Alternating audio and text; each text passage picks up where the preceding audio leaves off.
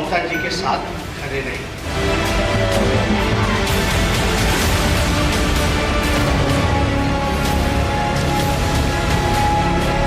ये दोनों लूटपाट के सवाल पर एक ही सिक्के के दो पहलू है, भाजपा और तृणमूल।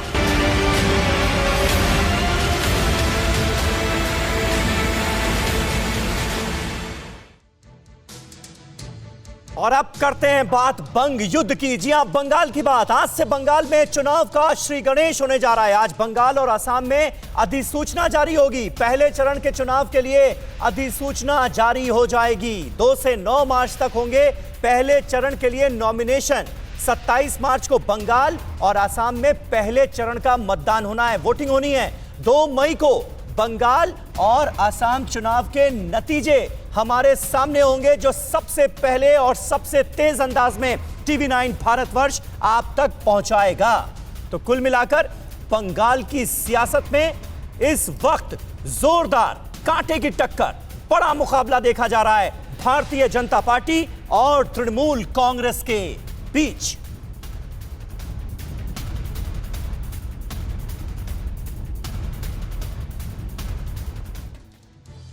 और बंगाल में गठबंधन पर कांग्रेस में 2 फाड़ हो गए हैं। कांग्रेस के 2 सीनियर नेता अधीर रंजन चौधरी और आनंद शर्मा में अब खुलकर ट्विटर वॉर शुरू हो गई है। विवाद किसको लेकर हुआ? पीरजादा अब्बास सिद्दीकी को लेकर हुआ। फुरफुरा शरीफ वाले आनंद शर्मा ने कांग्रेस के आईएसएफ से गठबंधन को लेकर सवाल उठा दिए। बहुत तल्ख अल्फाजों का इस्तेमाल किया गया आनंद शर्मा की तरफ से अधीर रंजन चौधरी के लिए। तो अधीर रंजन ने आनंद शर्मा को ट्विटर पर ही पाठ पढ़ा दिया। यानी एक तरफ तो तमाम सियासी दल जो हैं वो एक दूसरे के खिलाफ लड़ते हुए नजर आ रहे हैं, लेकिन कांग्रेस में आपसी कला जो है वो साफ तौर पर उजागर हो चुकी है। अधीर रंजन चौधरी और आनंद शर्मा आपस में भिड़ गए हैं पीरजादा अब्बास सिद्दीकी की गठबंधन में मौजूदगी को लेकर। ये देखिए, आईएसएफ से गठबंधन पार्टी की मूल विचारधारा के खिलाफ है, ये आनंद शर्मा कह रहे हैं। और उन्होंने साफ तौर पर ये सारी बातें पब्लिक प्लेटफॉर्म पर नुमाया कर दी हैं अपने ट्विटर अकाउंट के जरिए। तो आईएसएफ से गठबंधन पार्टी की मूल विचारधारा के खिलाफ है। हमें हर सांप्रदायिक ताकत से लड़ना होगा। आईएसएफ को बंगाल प्रेसिडेंट का समर्थन शर्मनाक है, उन्हें जवाब देना चाहिए। यानी अधीर रंजन चौधरी पर आनंद शर्मा सवाल उठा रहे हैं कि वो आईएसएफ के साथ खड़े कैसे हो सकते हैं। और इसके जवाब में अधीर रंजन चौधरी ने क्या कहा, अब ये देखिए। जवाब में अधीर रंजन कहते हैं कि आनंद शर्मा को ही एक तरह से वो पाठ पढ़ाते हुए नजर आ रहे हैं। वो कह रहे हैं हमारा मकसद सिर्फ बीजेपी को हराना है। मेरी कांग्रेस नेताओं से अपील है कि कंफर्ट जोन से बाहर निकलें और पीएम की तारीफ करने के बजाय मैदान में आएं। ये कह रहे हैं अधीर रंजन चौधरी।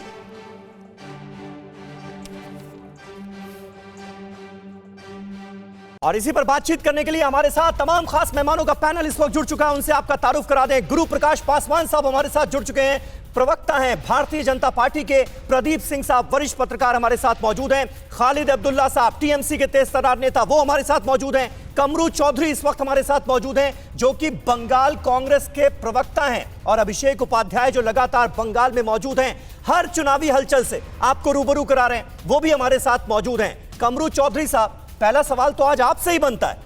एक तरफ हम देख रहे हैं कि तमाम विरोधी दल एक दूसरे पर हमला बोल रहे हैं, और आपके यहां क्या हो रहा है? आपके यहां एक जो नेता हैं वो एक दूसरे पर हमला बोल रहे हैं, आपस में ही सिर फुटअव्वल हो रही है। ऐसे जीतेंगे चुनाव?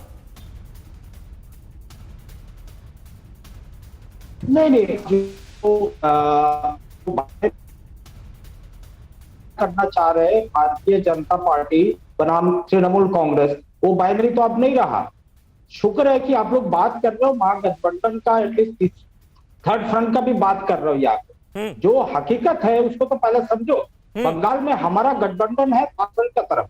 वामफ्रंट एक 8, 9, 10 पार्टी का एक दल है जिसके साथ हमारा गठबंधन है। उससे हमको 92 सीट का समझौता हो चुका है। इसमें से हम किसी भी पार्टी को और इसके से सीट नहीं देने वाले। अब उसमें इंडियन सेक्टर, अरे कमरू चौधरी साहब, आनंद शर्मा का बयान सुना आपने, बात उस पर हो रही है, आप कहां ले जा रहे हैं? आनंद शर्मा का बयान सुना, आप ही की पार्टी के नेता है ना, वो कह रहे हैं आईएसएफ से गठबंधन क्यों कर लिया? आपके अध्यक्ष की मौजूदगी आईएसएफ के पीरजादा अब्बास सिद्दीकी के साथ मंच पर शर्मनाक है। यानी आईएसएफ को सांप्रदायिक बता रहे हैं वो, और आप उनके साथ गठबंधन कर रहे हैं।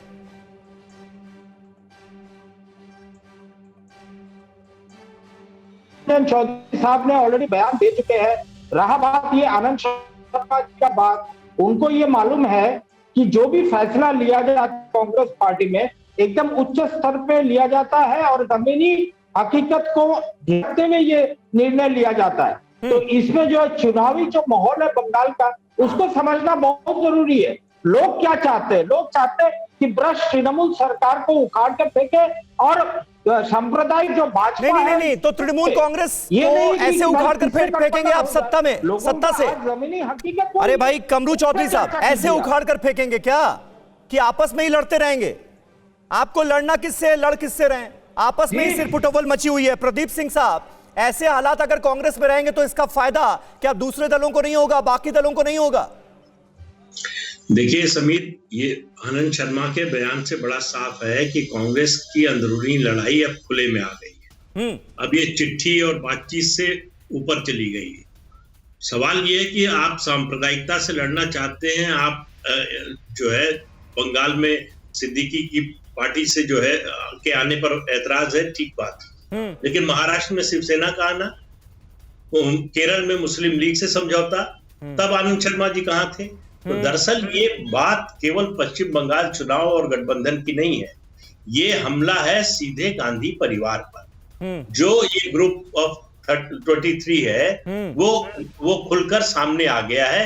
ये जो कमरुद्दीन साहब कह रहे हैं, कमरू चौधरी साहब कह रहे हैं कि ये हमारी पार्टी में फैसला उच्च स्तर पर लिया जाता है, ठीक बात कह रहे हैं, इसीलिए हमला हो रहा है।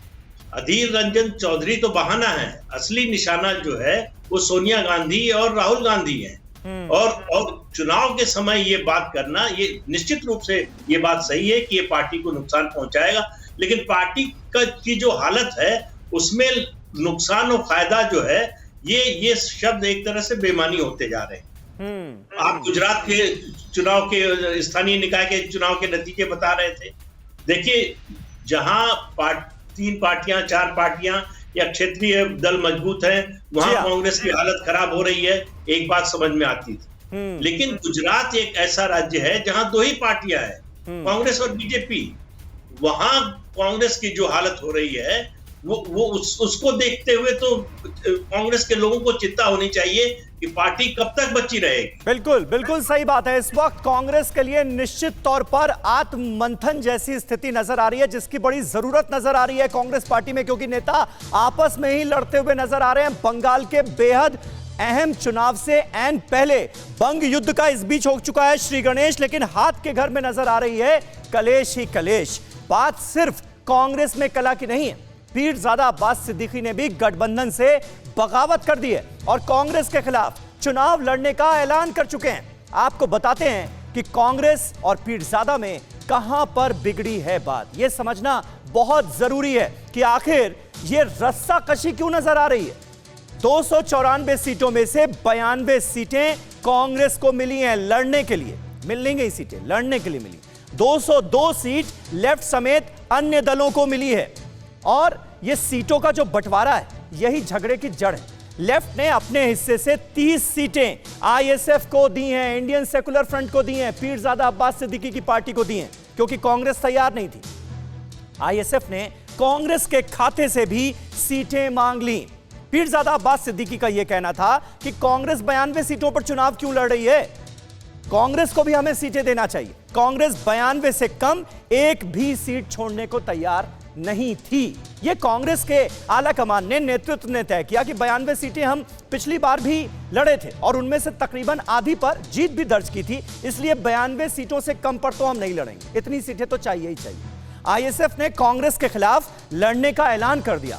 पीरजादा अब्बास सिद्दीकी इतने ज्यादा नाराज हो गए कि बोले ठीक है, हम तो लेफ्ट के साथ लड़ेंगे, लेफ्ट के साथ गठबंधन में शामिल होंगे, लेकिन कांग्रेस के खिलाफ अपने कैंडिडेट उम्मीदवार उतार देंगे। पश्चिम बंगाल में 294 विधानसभा सीट है। कांग्रेस और लेफ्ट की गठबंधन में पहले कांग्रेस ने 92 सीटों की मांग की थी, बाकी सीट पर लेफ्ट के उम्मीदवार चुनाव लड़ेंगे।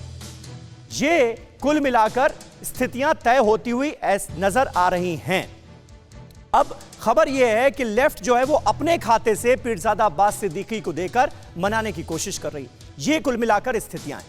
इस बीच पश्चिम बंगाल में कांग्रेस लेफ्ट मोर्चे में जो खींचतान देखी जा रही है उस पर बीजेपी अटैक कर रही है। लेफ्ट कांग्रेस और आईएसएफ की खींचतान पर बीजेपी का क्या बयान है उस पर भी गौर कीजिए। एक दूसरे के वोट काटेंगे लेफ्ट कांग्रेस और आईएसएफ।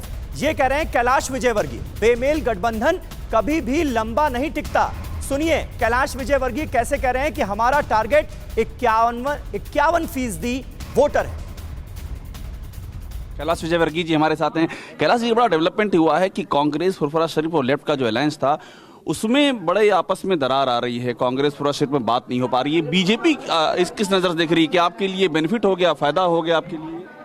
नहीं, मुझे लगता है कि भारतीय जनता पार्टी का टारगेट है 51% वोट और हम वो लाकर 2/3 बहुमत से सरकार बनाएंगे। किसका किससे गठबंधन होता है उससे हमें कोई फर्क नहीं पड़ता। इनके आपस में एक दूसरे के वोट कटेंगे पर हम तो 2/3 बहुमत की ओर बढ़ चुके हैं। फुरफुरा शरीफ को कम्युनल, कुछ लोग कह रहे हैं कि कम्युनल पार्टी से कांग्रेस गठजोड़ कर रही है। अपने बेमेल जो समीकरण होता है, बेमेल जो गठबंधन होता है वो कभी भी लंबा नहीं टिकता। ये जो गठबंधन हुआ ये अपने अस्तित्व को बचाने के लिए हुआ है। तो इस प्रकार के गठबंधन बहुत ज़्यादा लंबे दूरी पर नहीं चल पाते। ये पहले से आपको आइडिया था कि टूट जाएगा?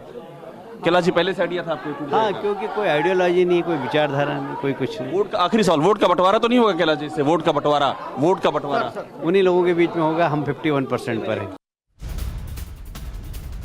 कैलाश विजयवर्गीय खासे उत्साहित भी नजर आ रहे हैं इस वक्त जिस तरह से गठबंधन में आपस में दरारें नजर आ रही हैं। अभिषेक उपाध्याय, मुझे यह बताइए कि अब इस गठबंधन का यानी लेफ्ट कांग्रेस और आईएसएफ के गठबंधन का क्या मुस्तकबिल नजर आ रहा है? ये लोग साथ हैं या फिर आईएसएफ जो है वो अलग है? कांग्रेस और आईएसएफ को लेकर जो रस्साकशी नजर आ रही है उसका क्या भविष्य है? अब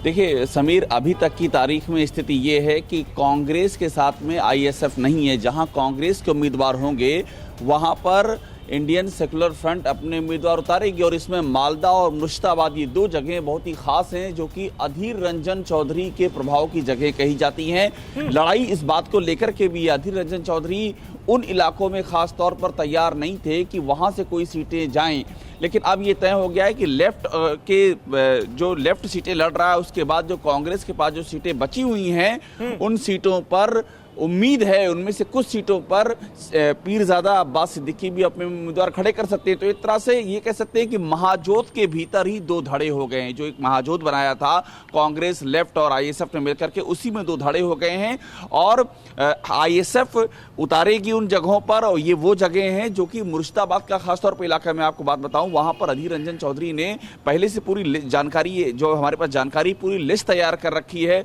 अभी घोषित नहीं किए पर उम्मीदवारों के नाम तैयार कर अभिषेक, ऐसी बात पर इस वक्त कांग्रेस पार्टी के 2 सीनियर नेता आपस में लड़ रहे हैं जिसके बारे में खुद ही तय नहीं है कि कांग्रेस और आईएसएफ एक साथ मिलकर लेफ्ट के साथ चुनाव लड़ पाएंगे या नहीं लड़ पाएंगे। देखिए वो लड़ाई थोड़ा सा इससे ऊपर की है, वो लड़ाई बंगाल की नहीं है। वो लड़ाई जो है वो केंद्रीय कांग्रेस के आला कमान के साथ जो लड़ाई चल रही है वो उसका एक रिफ्लेक्शन है बंगाल। उनको बंगाल का कंधा मिल गया है, लेकिन वो लड़ाई है, उसकी बहुत सारी और भी वजहें हैं। वो लड़ाई चलती रहेगी। लेकिन अभी यहाँ पर सवाल ये है कि बंगाल में बड़ी कंफ्यूजन की स्थिति है। जी, बंगाल में बहुत कंफ्यूजन की स्थिति है। कांग्रेस का जो काडर है उसको समझ में नहीं आ रहा है कि उसका यहाँ पर लीडर कौन है, उसका जो अलायंस है वो अलायंस किसके साथ होने जा रहा है, कहाँ पर उनके उम्मीदवार खड़े होंगे, कहाँ पर सपोर्ट करना पड़ेगा, उनको कुछ भी क्लियर नहीं। कि जमीनी स्तर पर बहुत कंफ्यूजन है कांग्रेस के भीतर यहाँ पर अभी। ठीक है। गुरु प्रकाश पासवान हमारे साथ मौजूद है। ममता बनर्जी का सो कॉल्ड वोट बैंक और उसमें सेंध लगाने की कोशिश करने वाला ये गठबंधन, इसमें अगर आपस में फूट पड़ती है गुरु प्रकाश पासवान, तो ये स्थिति बीजेपी के लिए बेहतर है फिर? देखिए, ऐसा है समीर भाई कि कांग्रेस पार्टी का नीति और सिद्धांत की राजनीति से दूर दूर तक कोई संबंध नहीं रह गया है। बहुत ही विचित्र गठबंधन का संबंध है इनका। केरल में कांग्रेस पार्टी से लड़ते हैं, बंगाल में गठबंधन करते हैं, केरल में अजमल के साथ गठबंधन करते हैं, असम में उनको प्रॉक्सी बना के लड़ते हैं। तो ये बहुत ही विचित्र स्थिति हो गई है। राष्ट्रीय जनता दल और कांग्रेस यहाँ पे बिहार में साथ साथ है, जहां से मैं लाइव हूँ, और बंगाल में एक दूसरे के सामने है। तो आप देश की जनता को फॉर ग्रांटेड अब नहीं ले सकते हैं। देश की जनता मूर्ख नहीं है। पिछले 7 दशकों में जिस प्रकार आपने नीतियों को, सिद्धांतों को ताक पे रख करके सिर्फ सत्ता प्राप्ति की राजनीति की है, आप देश के सामने एक्सपोज हो गए हैं। पहली बात। दूसरी बात, देखिए हम लोगों के लिए हर चुनाव। गुरु प्रकाश जी, अगर इस गठबंधन में दरार पड़ती है तो ये स्थिति ममता बनर्जी के लिए भी अच्छी है, आपके लिए भी अच्छी है? देखिए वो तो राजनीतिक रूप से इसके क्या मायने होंगे ये तो अब चुनाव के बाद 2 मई को पता चल जाएगा। लेकिन अभी जो हम लोगों के पास संदेश आ रहा है, जो हमारे कार्यकर्ता ग्राउंड पे हैं, हम लोगों को लग रहा है कि बंगाल की जनता का पूरा जन समर्थन, पूरा जन आशीर्वाद भारतीय जनता पार्टी के साथ है। वो त्रस्त हो गए हैं पिछले 10 साल के कुशासन से। आप कोई भी आंकड़ा उठा के देख लीजिए समीर भाई, स्कूल, एजुकेशन, हेल्थ, एम्प्लॉयमेंट की स्थिति इतनी खराब है कि वो क्राइम का डेटा एनसीआरबी के साथ शेयर नहीं करते हैं। सामाजिक आर्थिक आंकड़े वो नीति आयोग के साथ शेयर नहीं करते हैं। Cut money, syndicate money, extortion, तो वहां के लोग जो है परेशान हो गए हैं। अब आप किसी प्रकार जोड़ घटाव, गुणा भाग, गणित करके ठीक है। गुरु प्रकाश पासवान साहब, आपने इतने सारे आरोप लगा दिए, चुनावी मौसम है। खालिद अब्दुल्ला साहब भी हमारे साथ मौजूद हैं। खालिद अब्दुल्ला साहब, क्या कहेंगे? गठबंधन के नेता अगर आपस में भिड़ते हुए नजर आ रहे हैं, पीरजादा वर्सेस कांग्रेस नजर आ रहा है, तो इसका अंजाम क्या नजर आता है आपको? आप बैठ के सिर्फ भारतीय जनता पार्टी का गुण गाते रहिए, यही अच्छा रहेगा। दूसरों को बुला के बैठा के कोई फायदा नहीं है। खालिद अब्दुल्ला साहब इतने नाराज क्यों हैं? गुरु प्रकाश पासवान से तो पहला सवाल हुआ है इतने देर बाद, उसके बाद सीधे मैं आपके पास आया हूं। इतना नाराज मत होइए। आप लोग टीवी के माध्यम से भारतीय जनता पार्टी का जो इवेंट शो करते हैं उसको थोड़ा बंद कीजिए, कम कीजिए। बंद नहीं करेंगे, थोड़ा कम कीजिए तो बेहतर होगा, आपके टीवी का ही भला होगा। आप लग रहा है सुन नहीं पा रहे थे, ऑडियो नहीं गया आपका। अभी तक जो शो चल रहा था उसका ऑडियो शायद गया नहीं। हम कांग्रेस की बात कर रहे थे। कांग्रेस के आनंद शर्मा और अधीर रंजन चौधरी आपस में भिड़ गए, उसकी बात हो रही थी। आपने क्या सुना? देखिए मैं सब सुन रहा, मैं टीवी भी ऑन किया हुआ था, मैं स्पीकर भी लगा रखा। ऐसा नहीं है कि आप लोगों के तरह आंख रहते हुए भी नजर नहीं आता भारतीय जनता पार्टी की सिर्फ बातें। अच्छा, आपको ऐसा क्या नजर आ गया जो हमें नजर नहीं आया? बताइए ना। फुटेज खा रहे हैं आप, मौका मिला है आपको, बोलिए। आपके जितने लोग हैं, सिर्फ आप टीवी के माध्यम वाले जितने हैं, सारे लोग भारतीय जनता पार्टी का तस्वीर गिनते रहते हैं। इसको थोड़ा कम कीजिए, आप लोगों के लिए बेहतर होगा और हिंदुस्तान भारत के लिए बेहतर होगा। खालिद अब्दुल्ला साहब, बस यही फिजूल की बातें कह के आपने अपना टाइम जो है वो खुद ही खा लिया।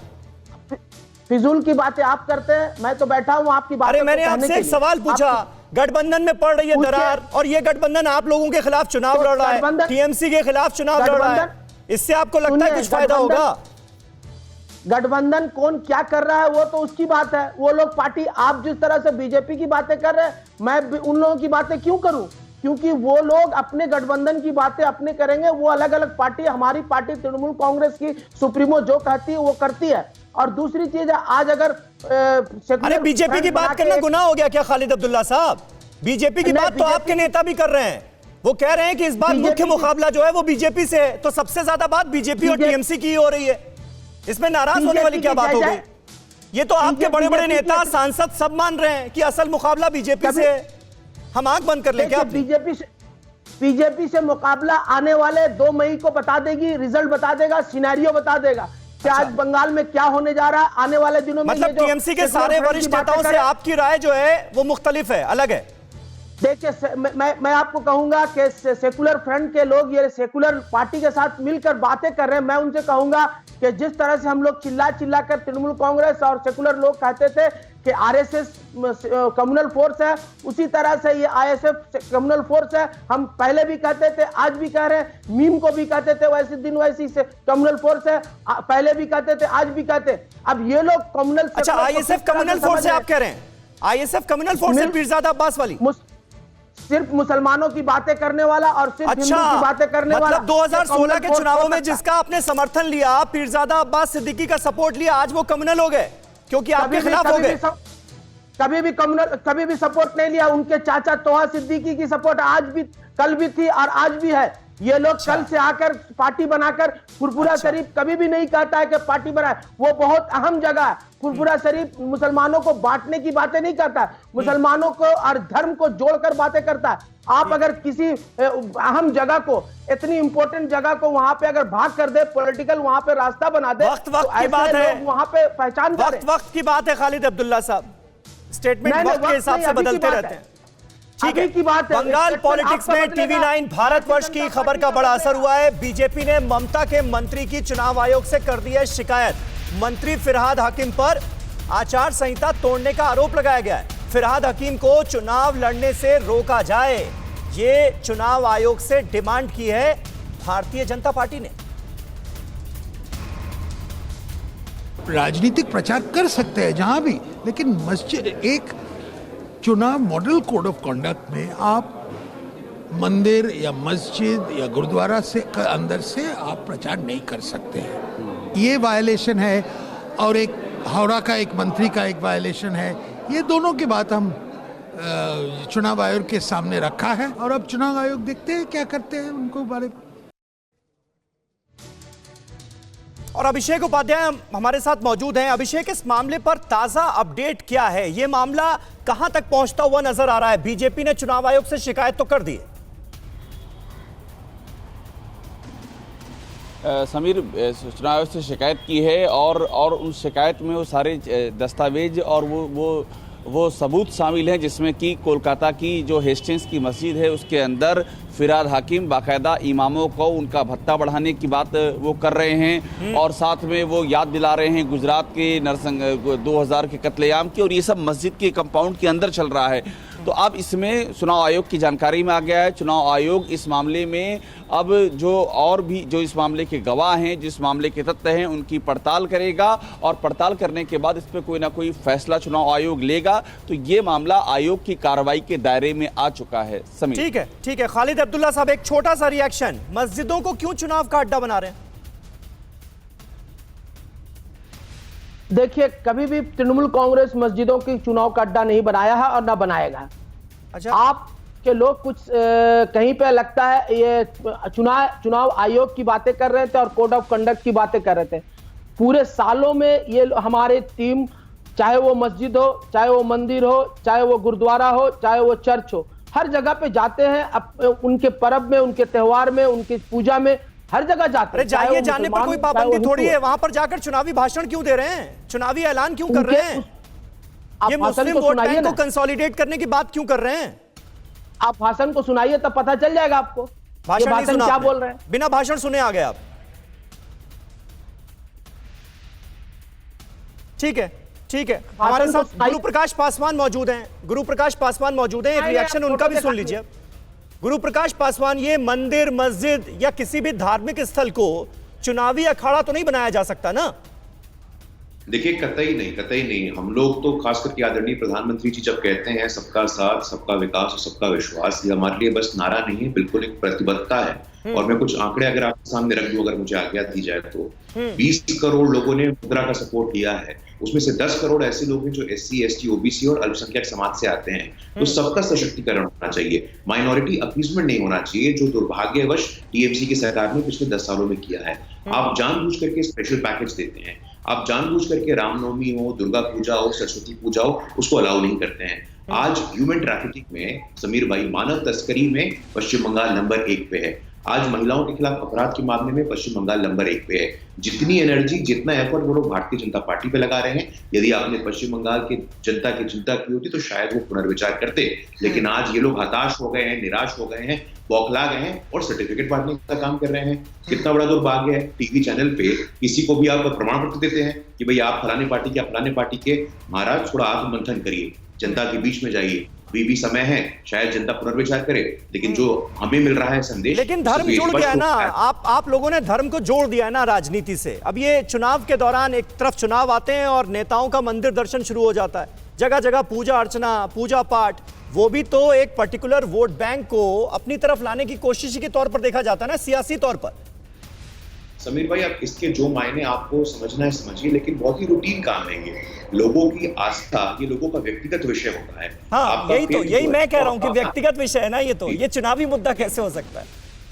वही तो मैं कह रहा हूँ, तो ये स्पष्ट है ना, ये स्पष्ट है। लोगों की आस्था लोगों का व्यक्तिगत विषय है। उनका जब मन करता है, जब जहां जाना चाहे वो जाए, उसके राजनीतिक मायने में उसको निकालते हैं, तो ये बड़ा ही दुर्भाग्य है। ठीक है। कमरू चौधरी साहब हमारे साथ मौजूद हैं कांग्रेस पार्टी से। कमरू चौधरी साहब, अब ये बताइए कि आपको खुद गठबंधन का क्या भविष्य नजर आ रहा है? ISF जिसे सांप्रदायिक पार्टी बता रहे हैं आप ही के नेतागण उसके साथ मिलकर चुनाव लड़ेंगे क्या? कांग्रेस पार्टी कहीं पे भी समझौता करेगी गठबंधन को लेकर, वो एक कॉमन मिनिमम प्रोग्राम के बेसिस पे होगी।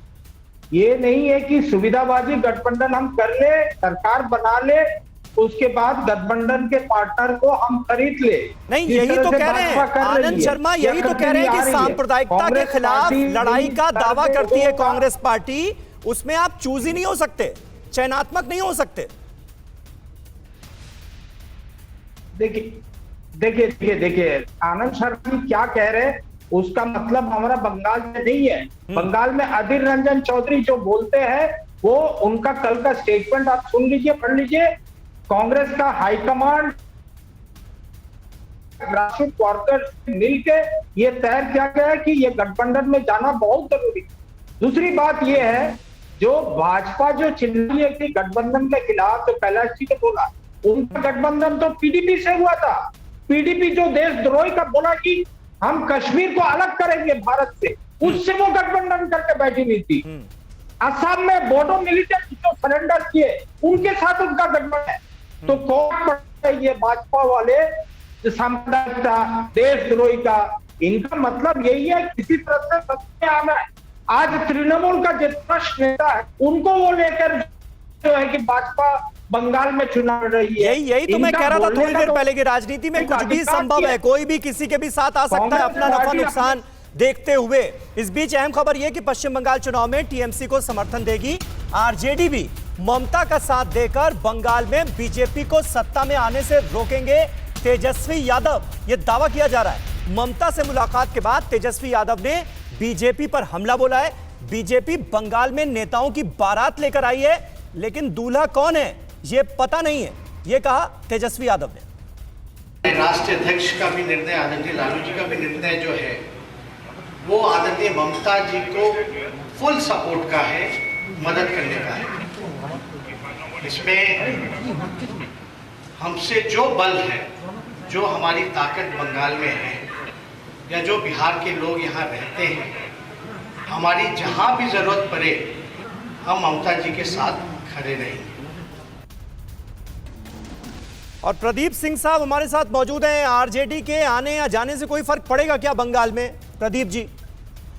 नहीं समीर जी, देखिए आरजेडी का कोई वजूद नहीं है पश्चिम बंगाल में। एक साइकोलॉजिकल सपोर्ट कर सकते हैं, मॉरल सपोर्ट की तरह है। लेकिन ममता बनर्जी को इस समय फर्क सिर्फ एक ही बात से पड़ेगा कि मुस्लिम वोट डिवाइड ना होने पाए।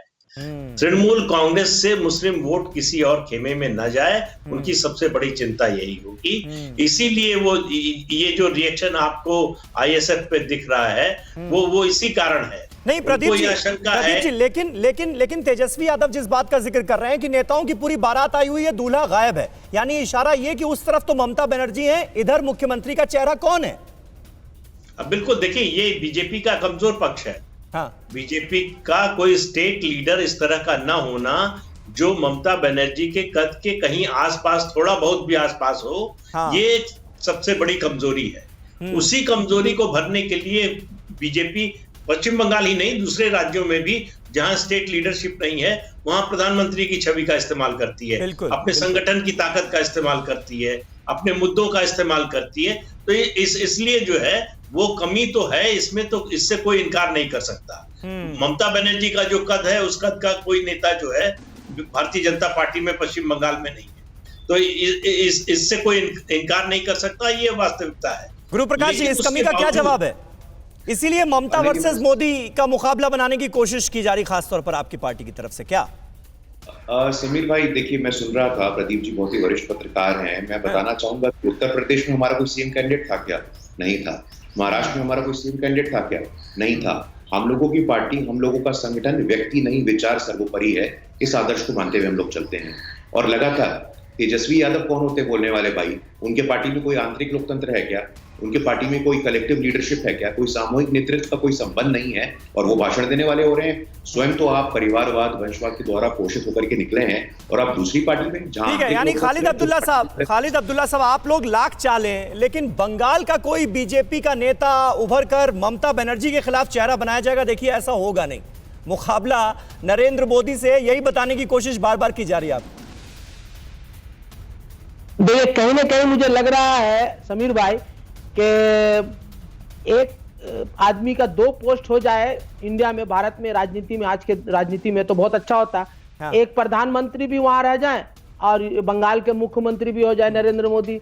हम चाहते हैं कि अगर ये हो जाए तो शायद उनके लिए कुछ बेहतर हो जाए, लेकिन मैं समझता हूं ममता बनर्जी के पास बंगाल में भी उनका चेहरा बहुत छोटा हो जाएगा, चाहे वो प्रधानमंत्री। इन लोग को जिस तरह से प्रधानमंत्री की बातें कर रहे हैं ना, प्रधानमंत्री को सामने लाए, तरक्की होगी। चलिए ठीक है, बहुत बहुत शुक्रिया खालिद अब्दुल्ला साहब। अभी और इस पर चर्चा हो सकती थी लेकिन वक्त इतना ही है, इसलिए आप सभी का बहुत बहुत शुक्रिया हमारे साथ जुड़ने के लिए।